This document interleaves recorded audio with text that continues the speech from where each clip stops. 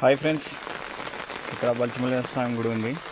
ఇంత వానలో కూడా మేము దర్శనం కోసం వచ్చినాం. చూడండి, ఇతను నేను రెగ్యులర్గా ఎంత వర్షం పడ్డా కూడా మేము ఖచ్చితంగా శివ దర్శనం అయితే కంపల్సరీ చేసుకుంటాం. ఇక్కడ సాక్షాత్ అమ్మవారు కూడా ఉన్నారు. చూడండి ఫ్రెండ్స్, స్వామివారు,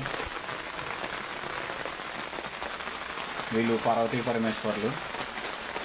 చూడండి ఫ్రెండ్స్, అతి పురాతనమైన శివలింగం. ఇక్కడ దర్శనం చేసుకున్న వాళ్ళకి చాలా మంచి జరుగుతుంది. ఇంత వాన కూడా వచ్చినాం ఫ్రెండ్స్. చూడండి, ఇక్కడ గాలిగోపురం ఒకటి లేదు, ధ్వజస్తంభం కూడా లేదు. చాలా పురాతనమైనది ఫ్రెండ్స్.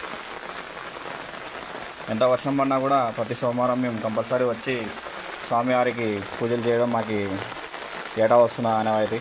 చూడండి ఫ్రెండ్స్, స్వామివారు ఎంత బాగున్నారో. ఎదురుగా నంది కూడా ఉంది ఫ్రెండ్స్. చూడండి.